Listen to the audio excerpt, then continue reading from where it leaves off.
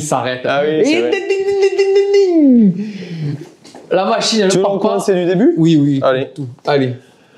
Bon, mais ça y est, Simon, bienvenue sur Café Manivelle. Ah, un bon café. Manivelle avec un S. On en a deux sur le vélo. L'autre, il m'a foutu dedans.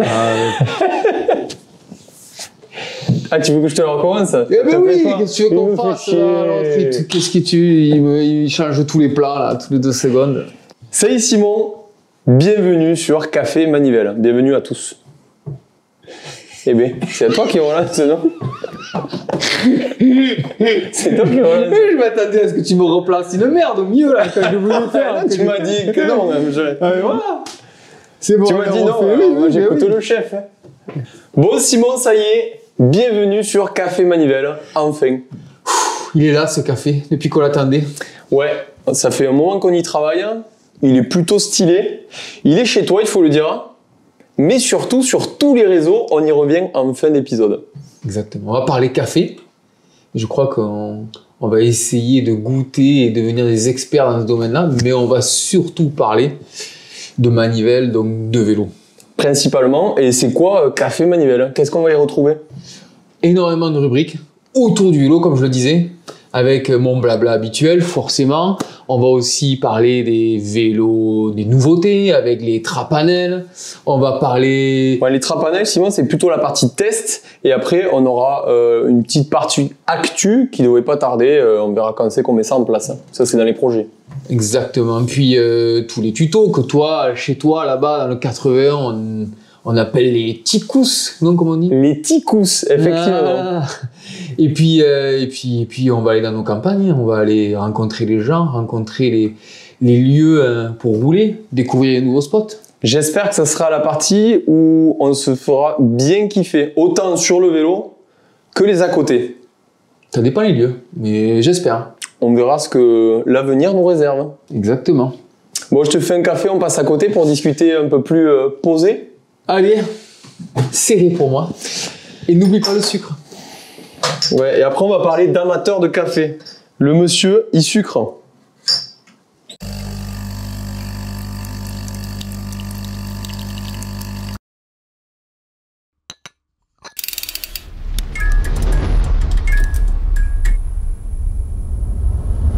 Bon, on est pas mal dans ton salon, Simon. Enfin, au salon Café Manivelle. Surtout. Voilà. Ton café aussi est pas mal, il est pas mal. Bah, j'espère, tu le sais, c'est mon ancien métier. Bon, j'étais pas barman, j'étais pas barista, mais restaurateur. Bon, t'as pas fait que ça c'est ton métier après tes études. Puis après, on t'a retrouvé derrière la caméra, notamment chez Bike Live. Tu m'as aidé aussi, pour petit rappel, là, ces couvertures, c'est toi qui les as fait, non? Effectivement. Hein? Je fais autant de la photo que de la vidéo. Donc je suis autodidacte. C'est dur à dire ce mot. Il se sert de ses 10 doigts. Moi j'ai tout appris sur le terrain. Pour faire un petit rappel rapide de comment j'ai débuté l'image, comme beaucoup je pense dans notre métier, c'était l'époque 26in et Zapix.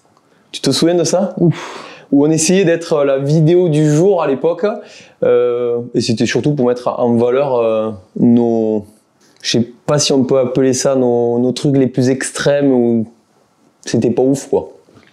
Je me souviens même t'avoir embauché à mes débuts quand j'étais pilote chez Orbea, et les premiers films sur la saison et tout, c'est toi qui les réalisais aussi. Oui, pour ton ancienne société, on y reparlera sur Kate Project, je m'en souviens. Exactement. On leur mettra des petites... Dossiers, là. Dossiers. Il en a des dossiers, j'en ai aussi, mais il y en a quelques-uns depuis le temps qu'on se connaît. Parce que pour la petite histoire, je le connais depuis vraiment longtemps. Il était petit, il n'avait pas de poil au menton, et il apprenait à faire du vélo. Il a progressé un peu, hein. Je donne toujours des conseils, mais oui, je t'ai connu au tout début, tu pratiques le VTT depuis... Alors moi, mon cursus, j'ai de la chance, car au village, alors on peut en parler ou pas? J'ai le droit de parler de mon village? Ça va être long. Moi je viens de Brassac, Brassac City, le plus beau village du monde pour ceux qui ne connaissent pas bien sûr. championnat de France cette année d'enduro grâce au Brassac VTT Club. Si vous ne connaissez pas, je vous invite à venir rouler et faire les fêtes, tout ce qui va avec. On n'est pas là pour parler de ça, mais on a un super collège avec Jacques Vidal, qui était mon prof d'EPS, qui est un passionné de vélo, et il avait créé une section VTT, pas que l'UNSS, mais surtout à la place de faire du latin, mais moi je faisais du VTT 2 heures par semaine. On voit le résultat, ouais. Donc ça c'était en 5e, bien sûr comme tout gamin à l'époque on s'amusait chez mamie à faire des petits sauts avec les 3 bouts de palette et les planches à limite se tuer avec le frangin. Toujours de bons conseils. Hein. On aura peut-être tendance à le voir, on va essayer de le chauffer pour qu'il nous fasse voir son pilotage légendaire. Agressif. Et de là, Michael Rouanet, le président de Brassac, fondateur du Brassac, qui a créé la première école de VTT dans ce petit club où on était 3. Une fille, Magali, et Nicolas qui était avec moi. Je prenais minimum une pelle par sortie, ça c'était le quota. J'avais un vélo pas du tout à ma taille. J'ai débuté sur un Gitane, le premier vélo que je me suis acheté jaune, avec, je pense que j'ai une photo avec un sac bleu, un casque, moi je ressemble à rien. Faut le dire, on est tous passés par là. Et après j'ai eu un vélo, je crois que c'était un Sun, un titane, peut-être en triple XL, où j'étais comme ça. Je sais pas si tu te souviens de ça. Un exact, un alu mais il était gris, non? Ça c'est le 3e vélo, ça c'était mon premier beau vélo. Je crois qu'il était passé par les mains de mon légendaire prof Michael Rouanet. Et sûr.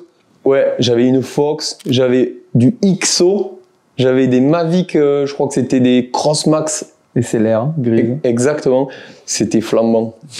Franchement, j'étais le plus heureux du monde. Première fois en cale automatique, en pédale auto, du coup. Cross-country à l'époque. Hein. Complet 100 mm. De toute façon, avec Mika, tu pouvais pas faire autre chose que du cross-country. Et le comble du comble. Cross-country, oui. Le comble du comble, c'est que quand même, Mika a lancé le X-Cross. Donc, pour ceux qui ne connaissent pas, c'est une des plus vieilles descentes, donc DH en France, je pense.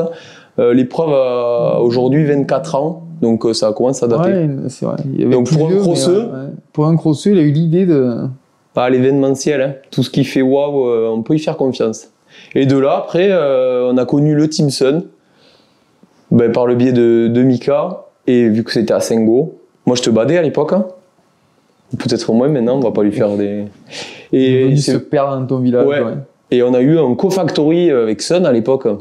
Avec le Brassac Cabourg Team, je sais plus le nom que ça s'appelait, qui avait un partenariat avec Saint-Lary, il me semble, et exactement. surtout Sun. Où là, j'ai eu un beau forêt jump, donc moi j'ai attaqué, c'est là où j'ai vraiment attaqué les pratiques engagées, on va dire. Mika est venu un jour, il me dit ça te dit de faire du vélo de descente? Du vélo quoi? Ce que vous faites là, ouais, il y a moyen d'avoir un super beau vélo, donc go. Hein. Moi je savais pas trop rouler, voire pas du tout. On se connaissait même pas au final, que de vue ou vite fait quand tu venais au village. Et ça a débuté comme ça. Et après de là, on est parti, on a fait toute la saison de Coupe de France avec Charles, mon fidèle coéquipier à l'époque, où on a sillonné tous les week-ends il y a une course. DH. Oui, DH. Et j'ai débuté, j'ai fait 2 ans en semi-rigide. Et après, je suis passé sur un tout suspendu où j'ai eu vraiment du mal à me lancer parce que c'était pas du tout le même pilotage. Mais ces époques semi-rigides, j'en suis trop content. Ça apprend vraiment à piloter. Et puis après, plus aventureux, quoi. Et après... Déjà, tu t'es mis à la vidéo à cette époque-là, un peu avec le team, je me souviens, tu commençais... C'était le début. C'était le début. Vidéo, voilà. Hein, même un peu avant, au final, parce que... Juste avant, en fait, quand j'ai commencé à être... Je crois que j'avais 15-16 ans, et j'ai pu m'acheter mon premier réflexe à mes 18 ans, grâce au cadeau... tu sais, aux petites enveloppes qu'on te met quand tu fais ton anniversaire. Grâce à ça, j'ai eu acheté je crois que j'avais un 65D, un truc comme ça. Voilà tout. Et aujourd'hui, pas mal d'enduro. J'ai connu le début de l'enduro, moi. Ça paraît pas, j'ai 32 ans pour information. Et j'ai connu le début d'enduro qui n'a rien à voir avec aujourd'hui. Mais ça, peut-être, on fera un épisode sur l'histoire de l'enduro. Ah oui, ça a bien changé. Et là, maintenant, on en reparlera après, de nos pratiques. On va passer à ton parcours professionnel. Moi... non, surtout vélo avant. Ah oui, on va essayer de faire plus court qu'Anthony, mais malheureusement, en plus, il y a une plus grande histoire à raconter et en moins de temps. Moi, j'ai commencé par la randonnée. Voilà, tu vois, la rando. Moi, c'est mon papa, c'est années 90, hein, donc là, c'est vraiment vieux. Suspension, ça n'existait pas encore. Oh non, pas de suspension, rien du tout. Et, on faisait de la balade à pied, et puis mon papa, il a des gîtes, comme tu sais. Et c'était une activité à la mode, le VTT. Il avait acheté il avait acheté des VTT pour les gîtes. Pour louer ou prêter. Exactement. Et au final, c'est plutôt moi qui les ai détruits, quoi. Donc, et en fait, on s'est dit, ce qu'on fait à pied, eh bien, il faut le faire en vélo. Donc, on est parti dans le Luberon. Moi, je rêvais du Luberon. C'était le mec. On est parti un peu partout, Gorge du Tarn. Donc, vraiment exploration, tu vois. Vraiment exploration. Et c'est comme ça que j'ai connu le VTT. Et franchement, le VTT, au début, je kiffais pas trop. Hein. Moi, je préférais le BMX. Le VTT, pour moi, c'était fait que pour rouler, quoi. On pouvait pas sauter, on pouvait rien faire avec ça. Enfin, j'ai vu quand même les bosses qui étaient derrière, bon, qui étaient un peu mortes, mais que ton fiston commence à C'est ça, ouais, mais ouais, exactement. Et je faisais un BMX au début. Les cousins faisaient du BMX, on faisait ça en BMX, et après un VTT. Donc on a commencé à explorer, et puis je sais pas, moi ça m'a plu la compète là, et j'ai dit à mon père un jour, il y a une course, on y va. 31 janvier, première course, Terre de Sommières, c'était énorme, il y avait les team pro et tout. Je me suis collé à faire. Je sais plus, KD1, ça doit être 15 ans, 14, 15. Je sais au collège, peut-être plus jeune même. Ouais, je pense. Moi, j'ai commencé comme ça. Donc, cross-country, parce que chez nous, ici, il n'y avait que ça, quoi. Et puis, mes parents, ils n'avaient pas le temps de m'amener faire de la DH, donc cross-country. Donc, bon an, mal an, cross-country, tu vois, là, première course, deuxième course, et puis tu commences à faire des podiums en départemental, en régional. Puis les teams, les trucs. Donc moi j'ai couru en Coupe de France avec mon club à Uzès. Et puis voilà quoi, je me suis retrouvé à courir avec des gars comme Julia Absalon, Nico Filippi, même génération, tu vois. Ouais. Bon, pas le même résultat malheureusement, mais voilà, cross-country à la base. Est-ce que tu te rasais les pattes du coup? Au début non, mais après j'ai attaqué. Ouais. Ma mère m'avait tué quand j'ai fait ça la première fois. Et ouais, il fallait faire un bon effet sur les courses. Et écoute, ouais, ça s'est passé comme ça. Et la transition s'est faite plus tard, tu vois, avec les études. Étudiant en STAPS, je faisais de la route, du cross-country à fond, mais j'aimais le côté technique, quoi. On va pas se cacher, en plus en STAPS, t'avais vachement le temps de faire du vélo. C'est pas connu 20 heures par semaine, sans souci. Et il y a un magasin, les cycles Passieux à Nîmes. Je remercie Hervé Passieux, qui m'a aidé à l'époque. Et il nous filait des caves de vélo de cross-country qu'on remontait en mode DH pour aller faire les idiots sur les courses régionales. Oui, parce qu'à ton époque, les vélos DH, en fait, toute la catégorie qu'on connaît aujourd'hui, ça n'existait pas forcément. Mais il y avait les vélos DH, les gros trucs, tu vois, un peu usine à gaz. Et à l'époque, il y avait une catégorie semi-rigide. Donc, que suspension à l'avant. Stock. C'est ça? Non, sport. Ah, sport. C'était vraiment du sport. C'est pour ça que ça s'appelait sport. Et la catégorie sport, stock, c'était quoi? Alors ça, c'est après, c'était limité en débattement. Ah, ok. Donc tu avais 140 mm, mais sport. Ok. Et ma première course de DH, c'est le championnat régional Languedoc-Roussillon. C'était même pas l'Occitanie à l'époque, tu vois, donc c'est vraiment vieux. Le truc de dingo, j'étais avec mon papa sur le marché à vendre des pélardons, puisque c'est son métier. Et il y a un pote qui me dit, tu sais qu'il y a le championnat régional de DH juste à côté de la maison. Samedi midi, quoi. Et on s'est dit, bah ouais, on va le faire. Moi, je savais même pas que ça se passait, qu'il y avait des recos, en fait. Donc on y est allé à 5h du soir, les recos étaient fermés. Et c'était pas encore obligatoire, parce qu'après c'est devenu obligatoire. Ah ouais, non, mais là, c'était pas obligatoire pour le coup. Hein. Je les ai fait à pied. On a fait toutes les notes, comme un rallye. Je te jure, j'ai écrit tous les virages sur un bout de papier. Et toute la nuit, j'ai cru qu'il fallait faire ça comme un rallye, tu vois. Et le lendemain, j'ai couru sans reco la course. Et je crois que j'ai fait deuxième match, j'ai fait troisième. Et donc de là, ben, ça y est, parti. Donc j'ai fait les Coupes de France en sport et tout. Ça s'est bien passé. Petit cofac en plus de cross-country. Donc finalement, j'ai un peu délaissé le cross-country pour la descente. T'étais chez qui? Avec quelle marque? C'était Sun déjà à l'époque. Ok. Ouais, mais un cofac Sun, hein, tu vois. Et puis c'était la Rolls-Royce à l'époque. Non, Sun et après Taillefer. Taillefer qui m'a aidé parce que le Sun il a explosé. J'ai pété le cadre très rapidement. Taillefer qui m'a aidé. J'ai gagné la Coupe de France. Et à la fin de la saison de Coupe de France, en fait, je rentrais dans le top 100, top 80 avec mon semi-rigide. Et ben, grâce à ça, j'ai pu faire le championnat de France. C'est monsieur qui s'appelle Bruni, pas Loïc, Jean-Pierre. JP Bruni, le fameux. Qui m'a aidé parce qu'en championnat de France, il n'y avait pas de catégorie sport, donc avec un gros vélo, faire mon premier championnat de France sur un Balfa. C'était aux Ors il y a longtemps. Et à la fin de saison-là, il y a un autre personnage du milieu du vélo français qui s'appelle Fred Glo, Tribe Sport Group, qui est venu me voir et qui m'a dit « Putain, c'est bien ce que tu fais avec ton vélo, là, on va te prêter un Rocky Mountain pour l'année d'après, pour rouler en stock et en enduro. » Ok, là c'est vraiment le début. Mais quand Fred a lancé les Enduro séries, j'imagine. Ouais, j'ai fait la première Tribe 10 000, tu vois, on ne savait pas ce que c'était, 10 000 de négatifs sur 2 jours. Et c'est comme ça que je suis allé un peu dans les deux, tu vois, enduro et DH. Et pendant quelques années, j'ai fait les deux au niveau national. Et puis après, je me suis recentré vraiment sur l'enduro, et notamment dans les années 2000 avec le Team Sun. Et c'est là où j'ai rencontré Mika et qu'on est venu à Brassac. Et voilà, donc j'ai fait un petit peu les deux encore, mais donc tu vois, vraiment après recentrer le début de l'enduro, national, international, les premières Coupes du Monde d'enduro. Et voilà quoi. Donc au final. C'est pas mal chargé parce qu'après aussi, il y a eu plus du VTT moderne, on va dire. Ouais. De la vraie descente où t'as fait les manches de Coupe du Monde et tout. Oui, surtout en enduro. Okay. Plus en enduro. Ouais, descente était plus un support du team en fait, c'est exactement. Ça okay. Un support du Team Sun, à coucouner les petits là. Et ouais, c'était une bonne époque ça, avec tous ces jeunes qui sont devenus plutôt maintenant des anciens, Rémi Thirion, Rémi Charrier, Loïc Bruni, tout ça là. Camille Blanchard, Anaïs Pajot qui était championne du monde. Anaïs Pajot. Ouais, ça fait du monde, hein. Ça fait pas mal de monde. Hein. Donc voilà, rapidement pour le côté pratique. Ok. Et après, si t'as fini quand même aussi sur le team Orbea. Enduro, ouais, c'est ça. Enduro, ouais, pur. Oui, que de l'enduro au final après. Et je veux pas replacer Brassac, mais tu es quand même champion de France cette année, donc 2024. Bon, Master chez les vieux, hein. Master 35-45 quand même. T'as vu ça? T'as 42 toi? 43. Il y a même la médaille. Je sais pas où j'ai mis le maillot. Bon, on le retrouvera. Déjà, tu l'as perdu? Je sais pas où il est. Il est dans les chiffons? Non, pas quand même. Non, pour nettoyer le vélo, il est blanc, ça marche pas ça.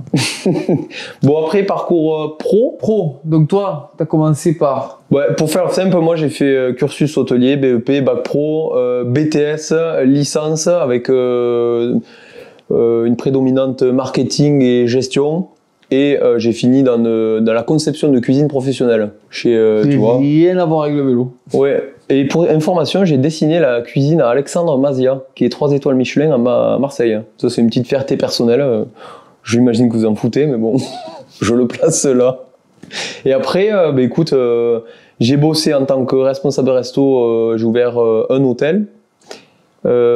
Après, pareil sur un autre hôtel du groupe à Albi. J'ai fait Toulouse-Albi. Bon, ça c'est pour la côté restauration. Et après, je suis parti. Non, le Covid est arrivé. Donc c'est pas si vieux, 2020, où plus de boulot. Moi, j'en avais un couffle de la restauration. Ça veut dire j'en ai marre. Oui, pardon. Et de là, j'avais mon auto-entreprise de production audiovisuelle déjà depuis 6-7 ans, je pense. Pour faire arrondir les fins de mois quand il me restait un peu de temps parce que il me restait pas beaucoup. Je roulais pas trop non plus parce que j'avais pas trop le temps. Et de là, tu m'as appelé un jour et c'est de là qu'a débuté l'histoire avec vélo tout terrain, Bike Live. Donc si vous connaissez peut-être. Je me souviens au début, on avait besoin d'un cadreur. Ouais. Au final, tu t'es retrouvé présentateur, cadreur, oui. Et même photographe, monteur. Enfin, le full pack, hein. Ouais. Et photographe aussi pour ma partie test. Très formateur, c'était bien cool comme. Bah oui. Comme. Je sais pas, qu'est-ce qu'il veut dire? Comme. Expérience. Ah, comme expérience, ok. Pas mal. Voilà, et maintenant, on va faire un coup de pub pour nous aussi, hein. Du coup, déjà pour Café Manivelle, forcément, mais on a monté notre agence de communication, donc tout ce qui est accompagnement marketing. Création de photos, création de contenu, copywriting, photo, vidéo. Voilà. Exactement, c'est tout dit. Et toi, du coup, parce que c'est long aussi. Hein. Bon, écoute, moi, études STAPS pour être professeur. Malheureusement, j'avais pas compris qu'être professeur d'EPS, c'était pas tout à fait la même chose qu'enseigner le vélo à des jeunes comme toi, tu vois. Donc j'ai vite déchanté. Et pendant mon concours, je me souviens, j'ai eu mes écrits. Et au moment d'aller aux oraux à Vichy, le Team Sun m'appelle, l'ingénieur qui travaillait sur les protos avec moi, qui s'appelle Alexandre Guéral, qui est chez Antidote Solutions, me dit putain Simon, toi tu connais tout au vélo, les pièces et tout. C'est vrai que je faisais des notes, j'étais fou complet quand j'étais petit. J'étais un geek du matos. Ah mais un taré. Tu l'es toujours, hein. Je dessinais des vélos, j'avais tous les poids, tout pesé, un grand malade. Et il m'a dit mais il nous faut un chef produit. Ça serait trop bien, tu ferais trop bien chef produit et tout chez nous. Et voilà, comme quoi avec une licence TAPS master, tu te retrouves en Chine sans parler un mot d'anglais, à aller faire des vélos pour Sun. Pour Sun, à Saint-Gaudens. Ouais, ça aussi est super formateur. La première année, j'ai pas compris ce qui m'arrivait. Tu peux expliquer ce chef produit parce que je suis sûr qu'il y en a plein qui savent pas ce que c'est. Oui, ça dépend les marques, mais oui, là, pour le coup, c'était, on avait des ingénieurs, Alex et Fred, et ils dessinaient les vélos. Moi, je choisissais les composants et j'ai testé les composants. Okay. Et j'organisais les gammes pour dire celui-là à tel prix, celui-là à tel prix. Okay. Mais après, c'était une petite boîte Sun, donc on faisait un peu tout, hein. Les événements, vraiment tout. On était partout. Le team, comme tu as dit. Là, je crois que c'est en 2006-2007. Vélo de l'année, enfin, pour moi c'était un truc de dingue d'être vélo de l'année, c'est trop fier, plus que gagner un titre de champion de France. Donc ça a duré un temps. Malheureusement la gestion était pas méga top, mais j'ai rencontré des super personnes, puisque Fred, Alex, ils sont encore là avec Antidote Solutions. Qui nous suivent avec notre boîte qu'on a montée. Exactement. Jean Adou aussi, notre papy, et qui est là aussi. Donc ça c'est les années Sun 2000-2010. Après avoir quitté Sun, on m'a contacté. Comme pareil, je connaissais bien le vélo et l'industrie. Il y a un magazine français qui m'a contacté. Attends, je t'ai trouvé la plus belle. Et j'ai travaillé pendant quelques années pour ce magazine. J'étais beau et jeune avec une belle moustache. T'avais les pattes rasées. Obligé pour cette photo. Catastrophe cette photo. J'ai travaillé pour Bike comme rédacteur. C'était il y a quelques années. D'ailleurs, je crois que je t'ai exploité à ce moment-là. Je sais plus où c'est, mais je t'ai exploité. On le remettra, mais c'était trop bien. Je crois que là, il y a dossier quand même. Mais pour nous, c'était pas de l'exploitation. Hein. Regarde. Charles, on touchait le matos à la pointe. C'est toi là, voilà, pour un dossier. Pour un dossier VTT, je t'avais embauché pour faire des photos et voilà. Ouais, plus d'un au final, on en a fait 3 je crois. Oui. Mais pour nous, c'était l'occasion de rouler tout ce qui se faisait de mieux. Bon, aujourd'hui, quand on regarde les vélos, j'ai pas forcément envie d'y monter dessus. Et les tenues, on en reparlera aussi. On voit que ça a bien évolué parce que c'est pas si vieux que ça. Non. Ça a une dizaine d'années. Peut-être un peu plus. Un peu plus. 2012, hein. Ah oui, déjà. Il y a 12 ans. Non, mais c'est clair, c'est des bons souvenirs. Ah oui. On touchait du matos d'exception. Donc voilà, écoute, moi j'ai fait ça pendant quelques temps et en parallèle de ça, j'ai monté Key Project, ma société de consulting. Et j'ai commencé à développer des produits pour des différentes marques comme Chinson, comme V8, comme Boss, énormément de marques. Donc vélo et matériel, équipement. Oui, équipement pour le pilote, tout l'ensemble. Le cycle. Tout, exactement. Et puis j'ai attaqué à travailler pas mal avec Orbea, avec les Basques. Parce qu'ils voulaient développer, c'est une marque qui était quand même très typée cross-country, route, on se souvient les années Absalon et tout. Et ils voulaient se développer aussi dans la partie Gravity, Enduro. Et donc, ils m'ont contacté pour les aider à développer ces vélos-là et les promotionner. Et donc là, j'ai trouvé cette casquette aussi marketing en montant l'équipe Enduro, en roulant pour eux, faire les premières saisons de Coupe du Monde avec eux et développer les nouveaux vélos, notamment les Rallon, les Ocam. Donc ça a pris pas mal de temps. Et puis finalement, bon an, mal an, ça m'a pris de plus en plus de temps. Et puis j'ai été embauché chez Orbea. Okay. J'ai bossé chez eux pendant quelques années. Voilà. Puis la famille est arrivée, beaucoup de déplacements avec Orbea, et j'ai décidé de stopper et revenir ici chez nous à Bourdiguet. Et j'ai retrouvé un boulot un peu plus facile avec la famille. Et j'ai rebossé pour ce magazine. Pour la presse et du coup Vélo Tout Terrain. Pour Vélo Tout Terrain. Ça faisait 5 ans il n'y a pas si longtemps. Et aussi la chaîne. Et voilà, c'était intéressant. Puis on s'est rencontrés autour de Bike Life, c'était cool. Et puis on a eu envie de créer notre propre chaîne. Donc voilà quoi. Tu sais que j'ai un dossier quand même. Ah bon? Et ouais, j'ai ton papa m'a donné un super truc.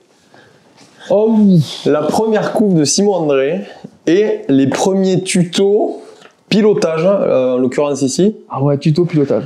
J'ai commencé tôt, hein. Ouais, tu vois. Bon, la photo, la vie, il a pour le coup. Et ça date de 2000 mars 2000, numéro 32 de vélo tout-terrain, tu vois. 2000. Donc ça, c'est le petit dossier. Merci Jacques-André pour... 24 ans. Ok. Pour le dos. Et ouais, parce que j'ai encadré relativement jeune, ça c'est vrai, tu vois, c'est pas professionnel, mais j'ai commencé à encadrer grâce à mon entraîneur, à moi, qui entraînait l'équipe régionale du TRJV, tu vois, le trophée national des jeunes vététistes, régional, et moi j'ai encadré. C'est là où j'ai rencontré tous les petits jeunes là qui vont bien, et j'ai attaqué à 17-18 ans. Donc c'est pour ça qu'après, tu vois, les tutos, même à 20 piges, j'ai commencé à en faire. Et aujourd'hui, tu continues à faire un peu de consulting aussi? Oui, toujours. Pour cette marque, toujours, oui. Donc développement, essai terrain, notamment avec Antidote Solutions, tu es pilote d'essai pour eux? Exactement. Tout ce qui est calibration de la liaison au sol, les suspensions par exemple. On fera des sujets. Voilà, exactement. Puis des pneumatiques, des composants, exactement. Bon, c'est déjà très long, j'espère qu'on ne vous ennuie pas. On ne vous a pas perdu. Mais au moins, on essaie d'être... exhaustif. Exactement. On va finir par le côté aujourd'hui. En gros, quelle est notre pratique du vélo aujourd'hui? En général, on fait de tout. Franchement, on fait du VTT en général, on fait toutes les randos. Moi, je fais toutes les randos locales, toi aussi. Ah oui. Au final, c'est où je prends presque le plus de plaisir quand il n'y a pas trop de monde au milieu des descentes qui n'avancent pas. On fait du long cours, un peu comme du marathon. On fait de l'enduro, on fait un peu de la navette. Mais que les beaux. Les enduros, c'est que les beaux. Ouais, on fait un peu de compétition encore, surtout en enduro. Du gravel. Gravel, moi je m'y mets, je sais pas ce que je fais le plus, mais j'aime bien de temps en temps.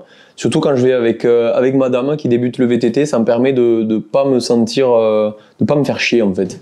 Moi de la route, des cyclos aussi, j'ai fait pas mal de cyclos en montagne. Ah, beaucoup de routes aussi la semaine. Ah oui. À 1 heure, tu fais 25-30 km. Quand tu vois ton Garmin, tu dis bon, j'ai fait un peu de vélo. En VTT, tu fais 10 bornes, tu fais pouf. Ça dépend ce que tu regardes, les kilomètres ou le dénivelé. Et ouais. Mais mentalement, tu vois, ça fait mieux d'avoir 25 ou 30 bornes au GPS à 1 heure. C'est juste psychologique. Hein. Ah bah oui. Bon, je pense qu'ils l'auront compris, on est passionné de vélo, de café un peu, mais surtout de vélo. Donc on va parler vélo et encore vélo, et sur tous les réseaux. Bah, le café, c'est juste le bon endroit pour parler vélo, comptoir, et faire ce qu'on a fait là, discuter pendant peut-être, je sais pas, 1 heure, peut-être un peu moins, j'espère. Voilà. Et après, on peut nous retrouver sur tous les réseaux. Donc, franchement, il y a tous les réseaux digitaux. Instagram, Facebook, TikTok. On mettra nos Strava si vous voulez voir concrètement ce qui est fait sur la partie test. Comme ça, il y aura tous les chiffres et ce sera le plus sincère possible. Et on n'est pas obligé d'aimer le café. Moi, perso, j'en bois pas depuis longtemps. D'ailleurs, je mets du sucre. Mais il suffit de se retrouver au café. Donc, du thé, n'importe quelle boisson, on est OK. Catastrophique de sucrer ton café. Et je voulais finir juste en remerciant énormément notre graphiste, Fabien, Inéogramme. Si vous avez besoin de faire tout ce qui est graphisme, il fait de tout. Charte graphique, affiche et tout. On mettra le petit lien en description. Il nous a beaucoup aidé, donc on veut l'aider à notre tour. Ça, et le peintre aussi quand même. Un petit merci au peintre qui nous a fait ce super fond. Max. Bon, on se retrouve la semaine prochaine pour, je crois, pour un essai.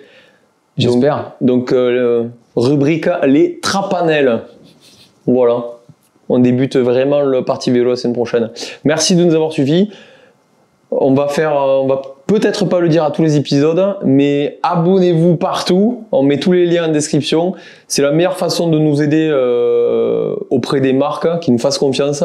Déjà, on a quand même, grâce au réseau déjà existant, ils nous font une confiance énorme parce qu'on part de zéro abonné partout. Donc abonnez-vous, likez, commentez pour faire monter le référencement. Vous savez comment ça se passe, donc c'est la meilleure façon de nous donner un gros coup de boost. Et partagez surtout, hein, en masse. Ciao. Ton café va être froid, ça va être dégueulasse. Ça, moi, j'aime pas le café, alors.